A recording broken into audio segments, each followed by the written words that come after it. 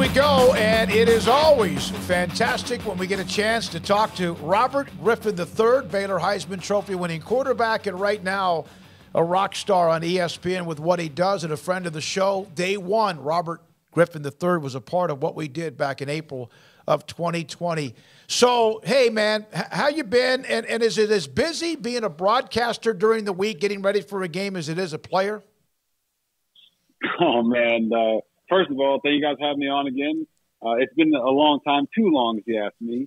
So I appreciate you letting me come on here with you. And then as far as being busy, it is by far busier as a broadcaster.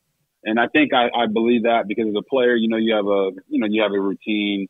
You're going to be up from 6 a.m. to 8 p.m., 9 p.m. talking football, studying tape and doing all those different things.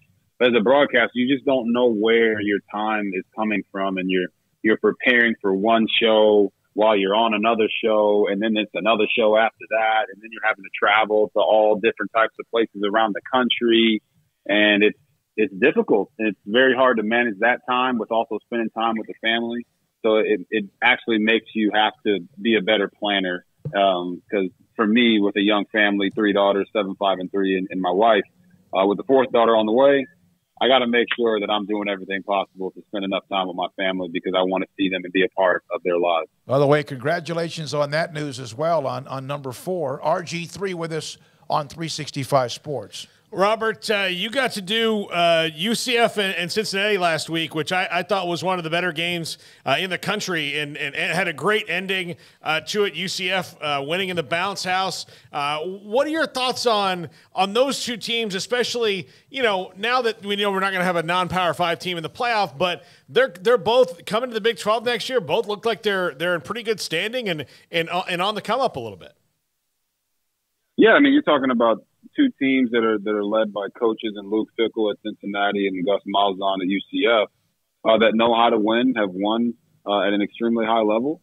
And now they're going into the Big 12. And when you look at their teams, I thought that they by far looked like Big 12 teams. And I think that was the biggest thing for them is they know how they match up against the Group of 5. They know how they match up against the American Conference. How do they match up against the Big 12? And we all know, like, the myth out there is that Big 12 doesn't play any defense, and anyone who's still running with that narrative just hasn't been paying attention to what's happened in the Big 12 over the last 5 to 7 years.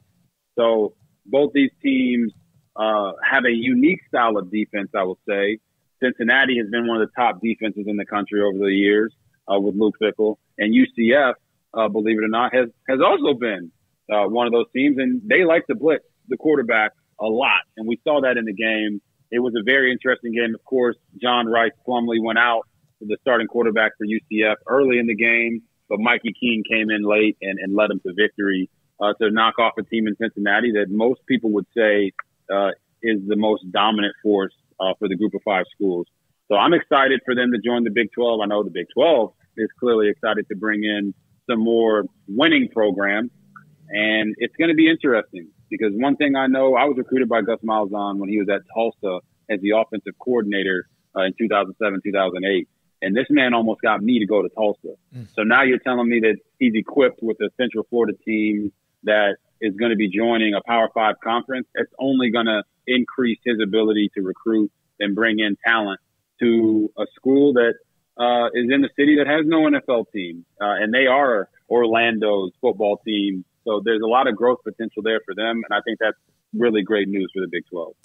Robert, how much familiarity do you get when you watch Tennessee's offense? Come on, guys. You know that's our offense. Yeah. There's no doubt about it. To see what they're doing, not only just from a tempo standpoint, but how they stress the defense, throwing the deep ball. Hendon Hooker, I know a lot of people talk about his age, but you can't blame him for COVID and for everything that's happened. And he's playing in college still, and he's playing at a high level. I watched them throw the ball vertically. As Coach always told us, the only way to score is to try to score. The only way to try to put up points is to try to put up points. And that's what Tennessee does at an extremely high level. They throw the vertical ball. They run the football. Hendon Hooker runs just enough to keep a defense off balance and have them guessing about what's going to happen next. So I've been head over heels watching this team because, you know, we have two coaches from our staff, really three coaches from our staff when I was at Baylor that have run successful offenses all around the country with Dino Babers at Syracuse. And then, of course, Kendall Browse as offensive coordinator at Arkansas and Jeff Levy as the offensive coordinator at Oklahoma. I think those guys have been deserving and have earned the ability to go be head coaches. Of course, Dino's been a head coach for some time now. But Kendall and Levy, when you see what Heupel's been able to do at Tennessee, I think that gives other people confidence that, hey, this offense can be run at an extremely high level in the SEC or any conference around the country. And I thought the big thing for Tennessee last week going against Kentucky was their defense showed up. It wasn't a 44-41 game similar to what they did against Alabama. And if their defense shows up like that for the rest of the year, they're going to really be the favorite to win the national championship. You ran the Baylor line, of course, when you were in Waco. You had the tunnel walk or what it was onto the field or on the way to the field at Ann Arbor and the big house. And then you ran at UCF, I think, right into the water. Was that the most fun of all of them? I would say the run at Baylor with the Baylor line was the most memorable just because I was able to do that for the first time in my alma mater and also did it with my wife. Mm-hmm. So that's probably the most memorable. The most nostalgic was the big house because I'd never been. And growing up as a youngster, you know, I watched Charles Woodson, Desmond Howard, and all those guys compete there. So to be able to walk down that tunnel and have that moment with the team was really, really cool. And that got a lot of traction on social media amongst other places. But this one with the Spirit Splash, I mean, guys, there was no other experience like that. I mean, the students were nuts. I face planted, you know, running through the fountain. It was beyond fun. And then I lost my wedding ring during the process of running through the fountain. So I'm sitting there like, man, like I got this great moment on camera with the students at UCF. No one's ever done this before. This is really cool. It's awesome. And my marriage is over because I lost my wedding ring. So the fact that I was able to find the ring, not me, but one of the students found the ring after we were looking for it for like 35 minutes, just made it all come full circle and kept my marriage alive. My wife was in the fountain, you know, with the dress on, barefoot, pregnant. So that's how hard we were looking for that ring and how much it meant. So, like, listen, it's all fun and games until you lose your wedding ring. Just ask any married man. Did you get it back? Yes, I have it. Okay. It's on my finger right now. I just looked at it to make sure it was still there. That's good. But no, that run was extremely fun. It's one of the most exciting things that homecoming traditions that around the country. And the bounce house is notorious for the stadium bouncing. And we got to experience that being there. And if you guys notice, like, you haven't said, hey, you did something every single week. We just pick and choose, like, which ones we think are worth that time to go out there and get done. I think more colleges are going to start pointing that out and saying, hey, we want you to come do this. And I think that's just bringing more attention to the college football game. And that's what we're supposed to do. It's not just supposed to be about the game. College football isn't just about the game. It's about everything going on around the game. Did you pick up enough from being in the Michigan tunnel to have a different opinion on what we saw with Michigan and Michigan State and that whole tunnel fracas that occurred? Yeah, I mean, to be down there for the first time and see how tight quarters it is, and you got two teams coming down the same tunnel. When it comes to Michigan State, like, if you don't have the opinion that was completely uncalled for, out of hand, unsportsmanlike, then I think you're looking at the wrong thing. If you want to go out and dominate your opponent, dominate them on the football field. If you want to go out and essentially jump your opponent, then jump them on the football field with your play. After the game is over, that stuff all has to subside. I understand the rivalries and I understand the disappointment from going out and not winning a football game. But at the end of the day, you can't use a helmet as a weapon or go out there and have 4 or 5 guys jumping multiple players from the opposing team. I said this before earlier in the week. I thought it set college football back. It's just a horrible visual. And just think about those kids' parents and what they're thinking about in that moment when they see their kids getting assaulted in the way that they were.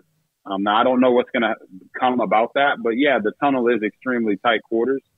I don't think that Michigan's going to change that at all. Maybe they should just, when the teams leave the field, have one team go at a time. I mean, that's about all you can do. They're not going to widen that tunnel because it's such a prestigious thing, as you talk about with the walk coming down in Ann Arbor earlier in the year. I can feel that. You can feel the history in that tunnel. Robert, you have A&M in Florida this week, and those are two teams whose seasons – I don't know, Florida might have gone about how you think with a new coach and all the things that they have to do, but A&M was thinking about hearing their name called in those CFP rankings, and that is not going to happen at all this year. How would you fix what's going on at A&M? Ooh, man, that is a great question.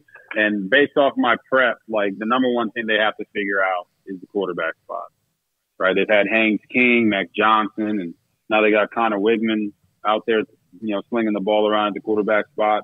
They're extremely young. So I look at their schedule and I look at the games that they've lost. They've lost a lot of close games. And that's football, especially football in the SEC. And don't get me wrong, I'm a believer that the Big 12 and all of the other conferences can compete with the SEC top to bottom. But when you're Texas A&M and you're expected to play for a national championship and you've lost 3-4 games by less than 10 points, that's tough. That's tough sledding in any conference. So if they figure out the quarterback spot, this experience for these players, everyone's talking about how they're 5 stars and all the NIL money. This is a great experience for these young players to go through, to understand that it doesn't matter how much money you're given. You still got to go out on the football field and perform at the highest level. And when you are given that money, there are high expectations.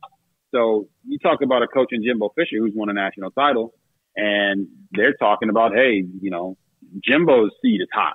And is some of that premature? Yeah, it's premature. But when you bring in a coach, you pay him that much money, and you bring in all these 5-star athletes and you pay him that much money, there's going to be high expectations. And every college football fan base has high expectations. And right now, A&M at 3-5 is not living up to that. And if they don't start winning, it's only going to get worse. Robert, have you had a chance with all the stuff you're doing on the weekend and games yourself to watch Baylor at all? Yes, come on, guys. Listen, we find the time. We make sure that we're locked in. If I call a Baylor game, I take a lot of I don't know what the right word is, but try to take the most professional approach I possibly can and take pride in the fact that I can call the game honest.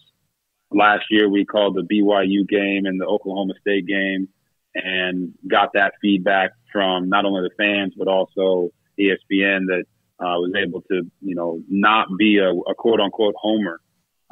So when I'm not calling the games, I'm a fan. Listen, this is my alma mater. I love the university. I love Baylor Nation, and I'm paid attention to what's going on and, looking forward to seeing, how they go out and try to dominate Oklahoma. Well, they obviously seem to maybe turn the corner with what they did in Lubbock, and the defense was flying around like a bunch of fire ants and beat up Texas Tech, and now in Norman. And ought to be interesting, of course, anytime I think about Oklahoma, even though it was home, is your throw to Terrence Williams and the dramatic win that maybe won you the Heisman Trophy and built a brand-new stadium. Yeah, the Oklahoma fans don't love that story. Of course, we know that, and but that was a special game, a special moment that took a lot of different people to make happen. Like even before that game against Oklahoma, when we were on the road in Lawrence, Kansas, and we were down 17 in, I think, the fourth quarter. People don't remember that game, but we do. All the guys on that team do, because if we didn't win that football game, there was no Heisman. Mm-hmm. And the fact that we were able to come back, Kevin Reese had a great game, helping get us back on track to set up that moment weeks later against Oklahoma with T-Dub, who just does what T-Dub would do, right? He was a quarterback's best friend. I scrambled out of the pocket. He broke his route off. I saw what he did and threw the football. The rest was history. And, he might have been a little dramatic at the end when he kind of like rolled out the back of the end zone like he was hurting, but that was T-Dub for you. And that moment will always be etched in the history books. It'll always be etched in all of our minds. And Oklahoma fans have given me a tough time when I called the game just because of plays like that. But right now they're fighting for their lives. Brent Venables, 5-3 at Oklahoma is like, pigs are flying in their opinion. If they see 3 losses ever, they're upset. And I know that Coach Aranda is upset right now. He's not happy. He's looking at the positive side of being 5-3 when the expectations coming into the year were to go repeat as Big 12 champions. And I think the adversity that Baylor has gone through this season actually shows you just how great of a coach David Aranda is. Because a lot of coaches would fold in that situation, knowing what the expectations are, knowing that they're not going to achieve that part of it, but still getting their players and their team to play hard and get better throughout the season. I've also enjoyed watching Blake Shapen, recover from that BYU game where it seemed like the team and the coaches didn't trust him throwing the football when that was the main reason they picked him as a starter over Gary Bohannon. So I've enjoyed watching him come out and sling the rock around and have fun out there. Robert, I saw your tweet yesterday about buying a minority stake in the Washington Commanders and bringing some fans along with you. I ask that on behalf of my 3 friends here, both the Smoaks and our producer Garrett, who are erstwhile Washington fans. What is your vetting process for that? So, guys, the vetting process for the 10 fans that hasn't even started yet because of course to get in you have to have the right relationship and have the right meeting with who the eventual buyer of the team is going to be, and that's all assuming or hoping or praying that Dan Snyder sells in general. Right now they've just hired Bank of America to do an evaluation of the team. So yesterday was a really wild day. I know if you follow me on Twitter, we got $100 million offer to be a part of the minority ownership group. And now today, now we're up to $400 million in funds and offers to be a part of that minority ownership group. So, it's a real thing. I'm excited about it. Dan's obviously got to sell the team, and then I've got to have the right conversation with whoever decides to put in bids to own the team. But I think any of them would probably take us seriously with $400 million at our disposal. Just a whirlwind of information and calls and conversations from yesterday. Really exciting for me because, as you guys know, I was drafted by the Commanders, different name back then, but to the Washington Commanders now, and didn't really get to bring a championship to the city that I had hoped that I would be able to do. And to be a part of an ownership group that kind of can bring it full circle and try to provide a winner for the fans in D.C. is something that would be a dream come true for me. So all this happening has just really blown my mind over the past 24 hours. Did what you saw happen after you left and even when you were there break your heart in some ways? Yeah, anytime you get drafted somewhere, for me, it was multiple things. One, I wasn't a Washington Commanders fan growing up. I was a Bronco fan. People would be like, oh, why weren't you a Cowboy fan? Well, the Cowboys weren't really all that great when I was growing up. The Broncos were in the late 90s. So I kind of latched onto them. And who was the coach of the Broncos? Mike Shanahan. Mm-hmm. So I get drafted by the Washington Commanders, and the head coach is Mike Shanahan, and I think I'm going to heaven. Right? This is my dream come true. And it ended up not being that way. So that was part of the heartbreak. And I had to figure out, do I still love football? Do I want to do this? And I found that love again and was able to stretch my career out to be an 8-year career. And then to see the stories that came out afterwards of things that were happening before I was there and then after I left, it's heartbreaking because, you want to be a good person. You want to be associated with good people. And it was just tough to see some of the people that I knew inside the building that were going through some tough times and some tough things with the organization. So to be a part of a new ownership group that can come in and kind of have a clean slate and give the fans what they deserve, that would be something that would, like I said, just make it all come full circle. And be a good thing for the city. It used to be such an incredible family when Jack Kent Cooke owned it, and, of course, the Joe Gibbs and so many things. It has been hard. It has really been hard for someone like me who only just happened to live there for when I was a kid. and grew up as a Washington fan. Even always will be, but it is so tough. Robert, my last question for you from me, and I appreciate your time today. When you look, and you've been all over the place, you've seen I think Oregon State, now you saw UCF, Cincinnati, Michigan. You see everybody.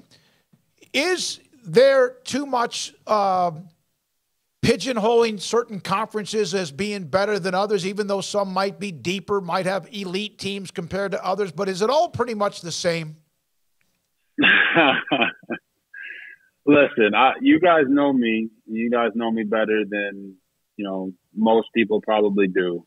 And I've always prided myself in being honest and forthcoming. Yep. And the bottom line is, when you guys see me do rankings, whether it's the Heisman, top fives, or teams to watch, I don't ever do that based off of what fan base is going to engage the most. I don't care about that. Amen. If a post I do doesn't do well because the fan base that the post is about isn't that engaging on social media, it is what it is. So when I do my rankings, I do them based off of who I think the best teams are or who I think should get in. I don't think that 3 SEC teams should get in to the college football playoff when it's only 4 teams. That's not a college football playoff. That's an SEC championship tournament. I don't think that 2 teams from the SEC and 2 teams from the Big Ten should get in. Now, there's a lot of reasons that I think that, because if a team like TCU goes undefeated, they should be in the college football playoff. If a team like Clemson, who I don't think is one of the better teams in the country, but if they go undefeated and there's a 1-loss Big Ten or 1-loss SEC school, I think the Clemson should be in the college football playoff. So to answer your question, yes, I do think there's too much pigeonholing because of the strength of a conference. I do think there's too much pigeonholing because a team might bring more money and more visibility because of their brand. I believe that. Every single year, the University of Texas is ranked. It doesn't matter what their record was the year before. They get ranked. And you know why they get ranked? They get ranked because of the power that they have and because of the exposure that they can bring. Now, I do think that Texas is going to be better over the next 3 or 4 years with Sarkisian and obviously Quinn Ewers and Arch Manning coming in. I think they have players, and what I saw when we called the game for them against Iowa State was impressive. So it's not to talk bad about them in any way, shape, or form. But the bottom line is we got to stop acting like one conference is better than the other. Any team from any of the Power 5 conferences, in my opinion, at the top, can beat any team at the top any day of the week. It just matters of how the ball drops. Look at what Tennessee's done this season. USC in the Pac-12 coming over with about 75 transfers, right? That's transfer U, and they've got 1 loss on the year and looking to punch their ticket to the college football playoff. So I think we got to stop having these thoughts of like this team is the best team because of their name, their logo, and who their head coach is, and start actually looking at what these teams are doing and how they're playing out year to year. So that's the answer I got for you. Robert Griffin III, great to have you on the show. Always appreciate it. Continued luck with what you're doing, the broadcast, and we appreciate your loyalty to what we do as well. Thank you. I appreciate you guys. God bless. Robert Griffin III, ESPN broadcaster. He's got A&M in Florida this week. He's had games throughout the country. He told me